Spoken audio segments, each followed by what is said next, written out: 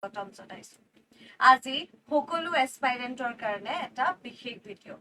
আজিৰ এই ভিডিঅ'টোত আমি ডিসকাস কৰিবলৈ গৈ আছো কেনেকৈ আপুনি আপোনাৰ প্ৰস্তুতি 2026ৰ APSCৰ বাবে কৰিব। কি আপোনাৰ ৰোড মেপ হ'ব লাগে, কেনেকুৱা ধৰণৰ এপ্ৰোচ হ'ব লাগে, যোনটো এপ্ৰোচ আপোনাৰ বাবে ইজিও হওক, লগতে আমি যোনটো ট্ৰেডিশনেল এটা ৱেত প্ৰিপাৰেচন কৰি আছো তাৰ পৰা অলপ ডিফাৰেণ্টও হওক, লগতে এতিয়াৰ যোনখিনি আমাৰ টুলস এভেইলেবল আছে সেই টুলস খিনি ইউটিলাইজ কৰি ইউজ কৰিও আমি কেনে ধৰণে ভালকে প্ৰিপাৰেচন কৰিব পাৰো। So let's start today's video'. আৰু এই ভিডিঅ'টো কেৱল বিগিনাৰ্ছৰ কাৰণে নহয়, আপোনালোকে যদি আগতেও প্ৰিভিয়াছলি এক্সাম দিছে তথাপিও এই ভিডিঅ'টো আপোনালোকৰ কাৰণে ইউজফুল। কিয়?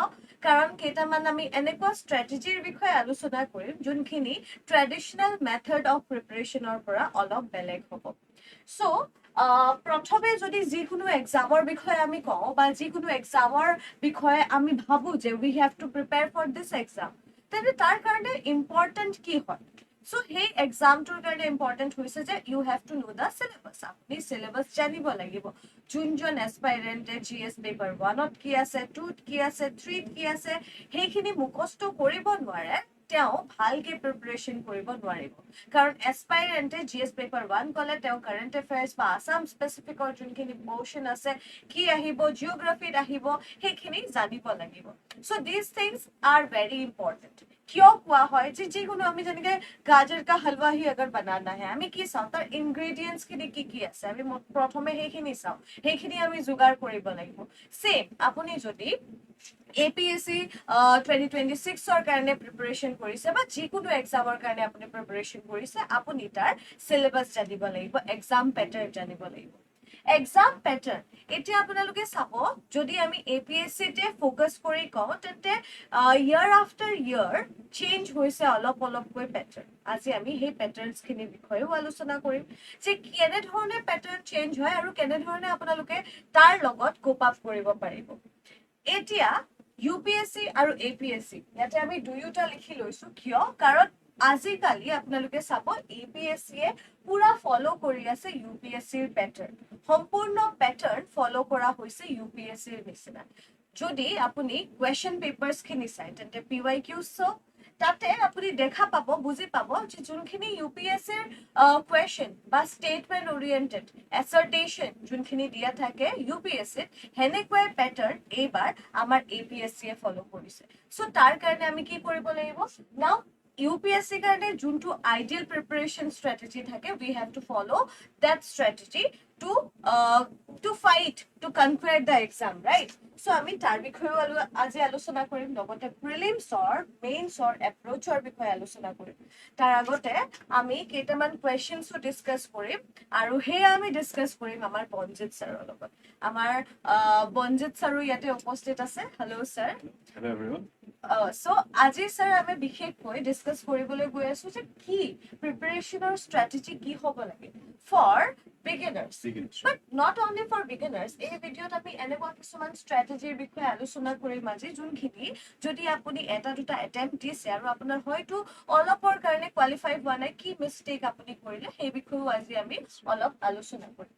ছাৰ, যিকোনো মানে যদি আমি এস্পাইৰেণ্টক সুধো, তেওঁলোকৰ মনত বহুত কুৱেশ্যনছ থাকে, তাৰে আটাইতকৈ বেছি ফ্ৰিকুৱেণ্টলি আস্ক কুৱেশ্যন হৈছে এইকেইটা।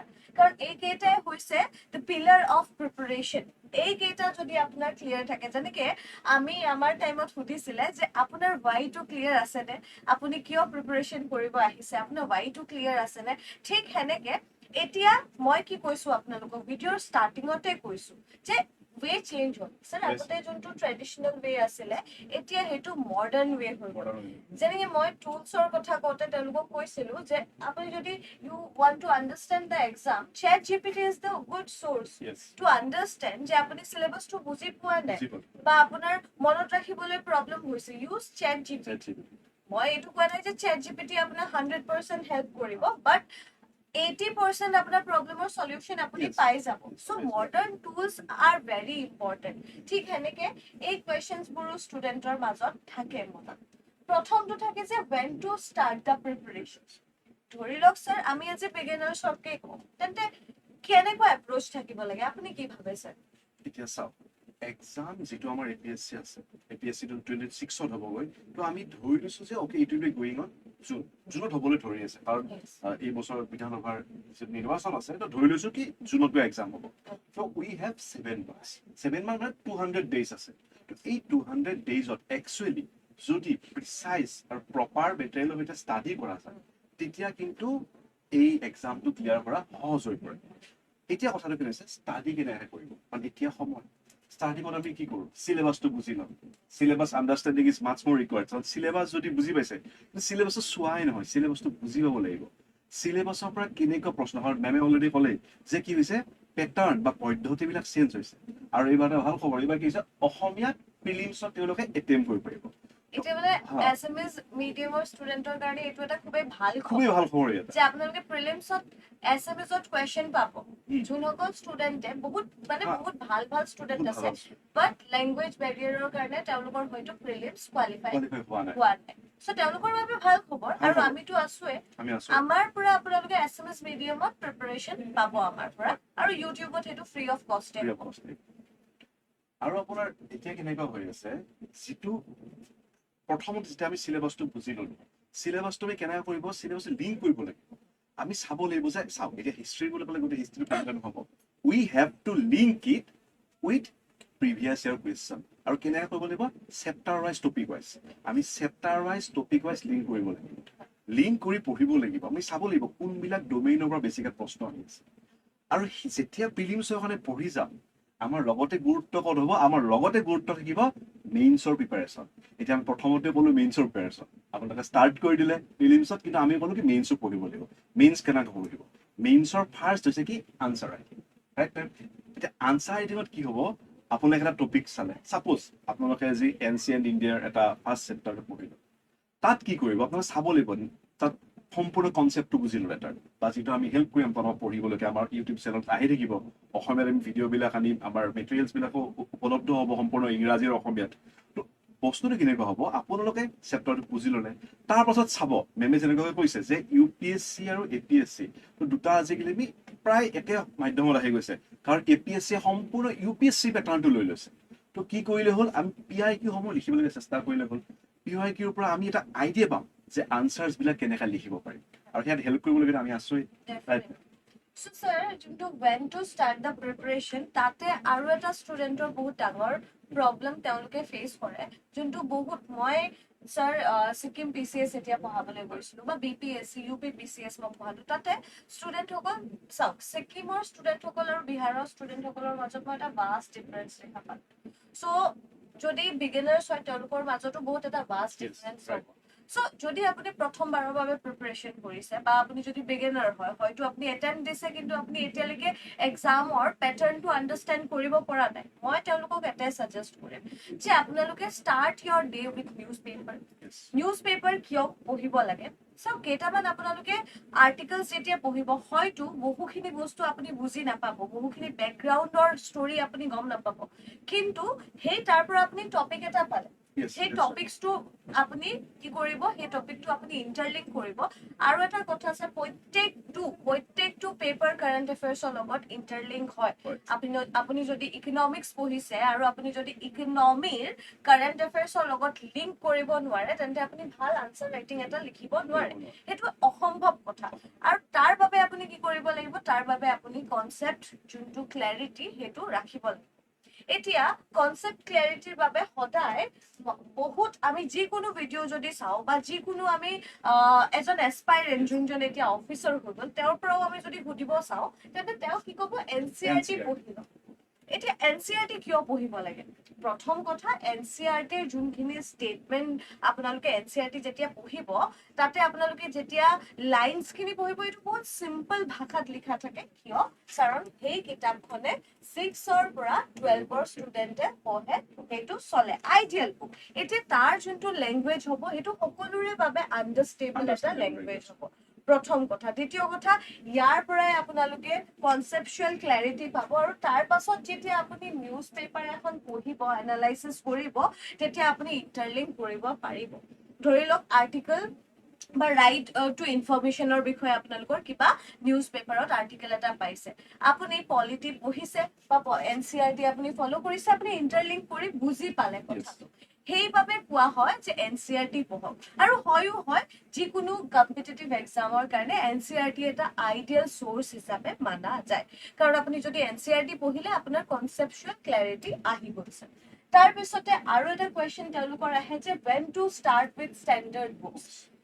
এতিয়া ইয়াতে এটা কি প্ৰব্লেম হয়, UPSC বা APSC বা যিকোনো ষ্টেট PCS কেতিয়াও এটা আপোনালোকক ডিফাইন্ড হা, বুক লিষ্ট নাই দিয়া। নাই দিয়া। কোনো ধৰণৰ, যেনেকে স্যাৰ আমি এতিয়া কলেজত পঢ়ি থাকোতে আমাৰ এটা defined different book book list list আছে, থাকে, ৰাইট, এইখিনি পঢ়িলো আৰু তাৰ পৰা তাৰ পৰাই আহিছে। প্ৰশ্ন আহিব। কিন্তু এইটো এনেকুৱা এটা এক্সাম হয় য'ত আপুনি আণ্ডাৰ দ্য স্কাই সকলোখিনি বস্তু পঢ়িব লাগিব, সকলো পঢ়িব লাগিব। এভৰিথিং ইউ নিড টু ন'। সেইকাৰণে আপুনি চাব স্যাৰ যে এজন মই এইটো কোৱা নাই যে নৰ্মেল ষ্টুডেণ্ট আৰু চিভিল চাৰ্ভিচেছৰ ষ্টুডেণ্টৰ মাজত বহুত মই দুটা চকুৰে চাইছো, বাট দেৰ ইজ আ ডিফাৰেঞ্চ। যোনজন আপুনি চিভিল চাৰ্ভিচেছৰ কাৰণে প্ৰিপাৰেশ্যন কৰা ষ্টুডেণ্ট দেখিব, তেওঁৰ কথা, তেওঁৰ আণ্ডাৰষ্টেণ্ডিং আৰু তেওঁৰ ইম'চনেল ইণ্টেলিজেঞ্চ বহুত বেলেগ বহুত থাকে। বেলেগ থাকে। কাৰণ তেওঁলোকে এছে লিখিছে, ৰাইট। আৰু এছে লিখাটো মানে কি আপুনি আপোনাৰ ইম'চনেল ইণ্টেলিজেঞ্চৰ পৰাও বহুখিনি বস্তু এড অন কৰিব লাগিব। এটা কোটেশ্যন দি দিলে সেই কোটেশ্যনটো আপুনি কেনেকে ডিফাইন কৰিব, হা, তো সেইখিনি বহুখিনি বস্তু আছে যোনখিনিয়ে এই প্ৰিপাৰেশ্যনৰ সময়ত মানুহ এজনক ইভলভ কৰে। মানে লাইফৰ তিনিটা চাৰিটা ফেজ থাকে। এটা হৈছে আমি জাষ্ট মানে আফটাৰ লাইক আমি যেতিয়া কথা ক'ব শিকিছো, তাৰপিছতে আমি ভাল বেয়া শিকিছো, তাৰপিছতে যেতিয়া আমি স্কুলিং কৰিবলৈ গৈছো তেতিয়া আমি আণ্ডাৰষ্টেণ্ড কৰিছো ABCD এনত, তাৰপিছতে আমি মেট্ৰিক দিলো, তাৰপিছতে আমি আণ্ডাৰষ্টেণ্ড কৰিলো যে লাইফৰ আৰু কি ক্লেৰিটি, আমি কি কৰিব লাগে, ষ্ট্ৰীমছ থাকে, এনেকুৱা কেৰিয়াৰ থাকে, তাৰপিছতে আহি গ'ল চিভিল চাৰ্ভিচেছ। এইটো আপোনালোকৰ লাইফৰ এই প্ৰিপাৰেশ্যনটোৱে মই ভাবো যে এস্পাইৰেণ্ট এজনক মানে সঁচাকৈ মানুহ হিচাপে গঢ়ি তোলাত বহুত সহায় কৰে। আপুনি এজন ভাল নাগৰিক হ'ব পাৰিব, কাৰণ ইয়াৰ চিলেবাছ NCERT আপুনি সেই সময়ত যোনটো মই ক্লাছ 6ত NCERT পঢ়োতে মই চাগে কিছুমান বস্তু আণ্ডাৰষ্টেণ্ড কৰিব নোৱাৰিলো চিভিক চেন্সৰ বিষয়ে, কিন্তু এতিয়া যেতিয়া মই NCERT পঢ়িম, I will think like an officer, আৰু মই আণ্ডাৰষ্টেণ্ড কৰিব পাৰিম যে চিভিক চেন্স কি হয়। কোৰিলেট কৰিব পাৰি এইটো বস্তু। এতিয়া বহুত ভালকে আমি কোৰিলেট কৰিব পাৰিম। সেইকাৰণে আপোনালোকক কয় যে যদি প্ৰিপাৰেশ্যন কৰিব বিচাৰিছে, এটা ডে ওৱানৰ পৰা আপুনি ভাবক ইউ আৰ এন অফিচাৰ। আৰু মেম আপুনি এটা বহুত ভাল কথা কৈছে, সেইটো হৈছে কি নিউজ পেপাৰৰ কথা। মই আকৌ এটা কথা কওঁ যে আমি আনচাৰ ৰাইটিঙৰ যিটো মই কথা ক'লো, আনচাৰ ৰাইটিং কৰোঁতে আমি চাব লাগিব লিখা পদ্ধতিটো, দ্য ৱে অফ ৰাইটিং, সেইটো নিউজ পেপাৰে বহুত ধুনীয়াকে ৰিফ্লেক্ট কৰে। নিউজ পেপাৰৰ যেতিয়া আমি এডিটৰিয়েলটো পঢ়ো, বা আমি এতিয়া অসমীয়া মাধ্যমত আমি APSC লিখি আছো বা আগৰ পৰা লিখিছিলো, প্ৰিলিমছত অসমীয়া আহি গ'ল, তো অসমীয়া নিউজ পেপাৰখনৰ যদি সম্পাদকীয়টো পঢ়া যায়, তেতিয়া আপোনালোকৰ যিটো ৱে অফ লেংগুৱেজ থাকে, লিটাৰেচাৰ যিটো থাকে, সেইটো যথেষ্ট ভাল হয়। শব্দ ভলাই যিমানবিলাক ধুনীয়া শব্দ আছে সাৱলীলভাৱে লিখিব পাৰি। তো সেইকাৰণে বহুত দৰকাৰী নিউজ পেপাৰ পঢ়াটো। এতিয়া ছাৰে কিছুমান কথা যে কৈছে আপোনালোকে শুনি কিমান ভাল পাইছে, লাইক চুদিং ফৰ ইয়ৰ, ৰাইট? কাৰণ তেওঁ ভকেবছবোৰ সেনেকুৱা ইউজ কৰিছে, যেতিয়া আপুনি আনচাৰ ৰাইটিঙত সেইটো ভাল লাগিব। নিউজ পেপাৰ যথেষ্ট সহায় কৰে, কাৰণ চাব নিউজ পেপাৰত সদায় নতুন টপিক আহিব, সদায় নতুন টপিকৰ ডিছকাছন হ'ব। তাত যিটো লেংগুৱেজ লিখা যায় সেইটো লেংগুৱেজে একচুৱেলি এজন চিভিল চাৰ্ভেণ্টক মানে যিজন এস্পাইৰেণ্ট থাকিব, তেওঁ প্ৰিপেৰেশ্যন যথেষ্ট সহায় কৰিব। বিকজ তেওঁৰ যিটো লেংগুৱেজ থাকিব ন, সেইটো অন্যতকে ক্লাছৰ বা আমি কলেজৰ লিখা বহীতকে যথেষ্ট ডিফাৰেঞ্চ হয়। আৰু এটা কথা ছাৰ, ইয়াতে যেনেকে এই লেংগুৱেজবোৰে বা আনচাৰ ৰাইটিংছবোৰে কি কৰিব, আপুনি এতিয়া চাওক, আপুনি যিহেতু মেইনছৰ কাৰণে পঢ়ায়, তো আপোনাৰ যোনবোৰ শব্দ সেইবোৰে নৰ্মেল চিভিলিয়ানছক বহুত এট্ৰেক্ট কৰিব। বাই ৰিজন বিং আপুনি বহুত ভকেবছ গেডাৰ কৰি আপুনি এটা মানে এথিক্স তাতে এড কৰিছে, ৰাইট? ছ'চিয়েল আপুনি যোনটো ছ'চিয়েল ৰেছপনচিবিলিটি সেইটো এড কৰিছে, তাৰপিছতে আপুনি কথাষাৰ কৈছে। চ' এইখিনি বস্তু আপোনাক প্ৰিপাৰেশ্যনৰ ডে ওৱানৰ পৰাই মানে অফিচাৰ এজন হোৱাৰ এটা মানে গঢ়টো দিয়া হয়।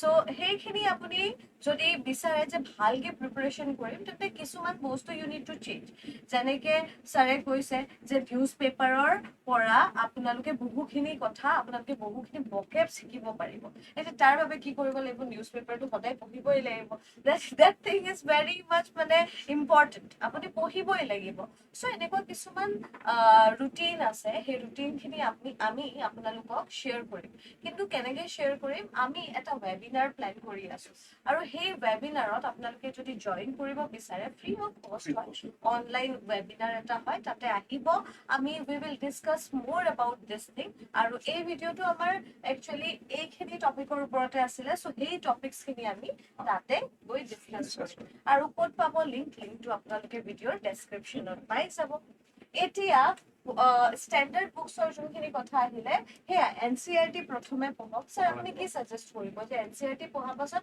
ষ্টেণ্ডাৰ্ড বুকছ মানে কি কেনেকে ফ'ল' কৰিব বা কেতিয়া ফ'ল' কৰিব বা ষ্টেণ্ডাৰ্ড বুক ফ'ল' নকৰিলেও হয় নেকি এতিয়া চাওক কিছুমান ষ্টেণ্ডাৰ্ড বুক ধৰক যিখিনি এৰিব নোৱাৰি ইকনমিক্সৰ এখন থাকিলে বা আমাৰ পলিটিকেল লাগে এইখিনি লাগিবই বা এতিয়া স্পেক্ট্ৰামখন একচুৱেলি এতিয়া স্পেক্ট্ৰামখনৰ দায়বদ্ধতা এটা আছে হয় মই সেইটো স্পেক্ট্ৰামখনৰ যদি আপুনি চামাৰিও পঢ়ি লয় সেইটো মানে বেটাৰ হৈ যায় কাৰণ মডাৰ্ণ ইণ্ডিয়ান হিষ্ট্ৰীত যথেষ্ট গুৰুত্বপূৰ্ণ হয়। ফেক্টবিলাক আছে তো হয় কিছু পৰিমাণে লাগিব আমাক আৰু লগতে মেটাৰ কৰে কেনেকুৱা আপুনি কোনখিনি ৰিচোৰ্চেছ লৈ আছে ৰিচোৰ্চেছ বহুত ল'লে নহ'ব ৰিচোৰ্চেছ প্ৰিচাইজ হয়। আৰু লিমিটেড আৰু মেম এটা কথা মই কওঁ ৰিচোৰ্চ বা জঁপিয়াব নালাগে এবাৰ এইখিনি ৰিচোৰ্চ ল'লো সেইখিনি পঢ়িম সেইখিনি ইম্প্ৰভাইজ কৰিম স্যাৰ মোষ্ট অফ দ্য ষ্টুডেণ্টৰ তেওঁলোকৰ ক'ত প্ৰব্লেমটো আহি যায় যে তেওঁলোকে এটা ৰিচোৰ্চ পঢ়িলে নহয় এটা চ'ৰ্চৰ পৰা তেওঁলোকে জাম্প টু আনাদাৰ চ'ৰ্চ ইয়াৰ আৰু তাৰ মাজত বহুত ডিফাৰেন্স দেখিলে এতিয়া ষ্টুডেণ্ট হৈ গ'ল কনফিউজ যে এতিয়া কোনটো ফ'ল' কৰিম কোনটো ফ'ল' কৰিম মানে লিখাৰ পেটাৰ্ণ চবৰে মোৰ আনচাৰ ৰাইটিং ছাৰৰ আনচাৰ ৰাইটিং বেলেগ বেলেগ আমাৰ যদি আপোনাৰ দুটাৰে আপুনি কম্পেয়াৰ কৰি বেলেগ বেলেগ হ'ব চ' সেনেকুৱাই কথা চ' ষ্টেণ্ডাৰ্ড বুক আপুনি যদি চাব বিচাৰে ডেফিনেটলি দেৰ ইজ অ ৱে NCERT প্ৰথমে পঢ়ক এতিয়াও বহুত টাইম আছে প্ৰথমে আপোনালোকে নৱেম্বৰ মাহটো যদি নৱেম্বৰৰে কথা কওঁ নিউজ পেপাৰৰ পৰা আৰম্ভ কৰক নিউজ পেপাৰ আৰম্ভ কৰক কিছুমান আপোনালোকে PYQ মেইনছৰ আনচাৰ ৰাইটিঙৰ আপোনালোকে যোনখিনি টপাৰ্ছ আছিলে তেওঁলোকৰ আনচাৰ ৰাইটিং অলপ পঢ়ক আজিকালি এভেইলেবল আছে যদি নাই আমাৰ এপতে এভেইলেবল আছে আপোনালোকে তাৰ পৰা ডাউনলোড কৰি পঢ়িব পাৰে তাৰ পাছত আপোনালোকে NCERT ষ্টাৰ্ট কৰি দিব ডিচেম্বৰত আপোনালোকে প্ৰিলিমছ ষ্টাৰ্ট কৰিলেও আপোনালোকৰ হাতত বহুত টাইম বহুত থাকিব টাইম আছে 6 months টাইম আছে প্ৰিলিমছৰ বহুত বেছি টাইম আছে তেওঁলোকে একচুৱেলি NCERT তাৰ পাছত মেইনছ আৰু অলপ সময় ৰখিও প্ৰিলিমছৰ কাৰণে প্ৰিপাৰেচন ষ্টাৰ্ট কৰিব পাৰে চ' সেয়াই তাৰপিছতে ইয়াত আছে হাউ মাচ টাইম শ্বেল বি গিভেন এই যদি টপিকটোত আমি আহো তেন্তে এইটোতো এটা বহুত ভাষ্ট টপিক হয় এইটো এটা চ' ছাৰ কি কয় আপুনি হাউ মাচ টাইম হাউ মাচ টাইম এতিয়া মই এটা কথা কওঁ ফ্ৰেংকলি ক'ব গ'লে আজিকালি কেনেকুৱা হৈছে APSC ক'ব গ'লে সকলোৱে এটেম্প কৰি আছে আৰু এইটো একচুৱেলি এটেম্প কৰিবলগীয়া হয় আৰু চাব এটা শব্দ আছে APSC অসমৰ ক্ষেত্ৰত কৈছো I am saying it about the context of Assam যে APSC is the mother of all exam APSC যদি প্ৰিপাৰেচন কৰিছে বাকী পৰীক্ষা হৈ যাব এতিয়া যোনসকল ষ্টুডেণ্টে চাব APSC কাৰণে প্ৰিপাৰেচন কৰি আছে তেওঁলোকে ওৱান ডে এক্সামছ বোৰত তেওঁলোকে ইজিলি উলিয়াই দিব পাৰিব मतलब कुछ नहीं भी हुआ हाथी का दांत भी दाम से बिकता है সেইটো কথা মানে হাতীৰ দাঁতো যে আমি বহুত দামত বিক্ৰী হয় সেই কথাটো আপুনি এতিয়া mother of all exam preparation কৰিলে আপুনি সৰু সৰু এক্সামটো উলিয়াই ল'ব চ' তাতে টাইমৰ কথা নাহে কিন্তু হ'লেও আমি এটা টাইম ৰুটিন নেক্সট ভিডিঅ'টোত আৰু আমি ডিছকাছ কৰিছিলো ভালকে দিব আৰু লগতে লাগিব ভাবিছিলো আমি কেনেকৈ ৱৰ্কিং প্ৰফেচনেল যাৰ 9 আৱাৰ জব থাকে 9 to 6 যাৰ জব আছে তেওঁলোকৰ কাৰণে এটা মানে ফিজিয়েবল ৰুটিন এখন লৈ আহিম যিখন একচেপ্টেবল হয় আমি সেই বিষয়ে ভিডিঅ' মেমৰ মই লৈ নিম আমি ডিছকাছ কৰিছিলো তাৰে সেই ৱৰ্কিং প্ৰফেচনেল জোনটোত বহুত বেছি ফ'কাছ কৰি আছে চ' যোনসকল এতিয়া কিবা এটা পাৰ্ট টাইম জব কৰি আছে তেওঁলোকে প্ৰিপাৰেচন কৰিব বিচাৰিছে ভালকে তেওঁলোকৰ কাৰণে আমিতো আছোৱে লগতে আমি ভাল ষ্ট্ৰেটেজিজ লৈ আহিম আপোনালোকৰ বাবে চ' আশা কৰিছো ছাৰ তেওঁলোকে ভাল পালে এই ভিডিঅ'টো আজি আমাৰ প্ৰথম ভিডিঅ' আমাৰ চেনেলত আৰু এনেকুৱা ভিডিঅ' পাই থাকিব কিন্তু ছাৰ পাবলৈ কি কৰিব লাগিব আমাক লাইক শ্বেয়াৰ আৰু ছাবস্ক্ৰাইব কৰিব সাবস্ক্ৰাইব কৰি দিব আমাৰ এই চেনেলটো আৰু এনেকুৱা ইনফৰমেশ্যন লৈ মই আৰু বনজিত ছাৰ আপোনালোকৰ মাজত আহি থাকিম থেংক ইউ ফৰ ৱাচিং এণ্ড উইল মিট চুন টিল দেন কিপ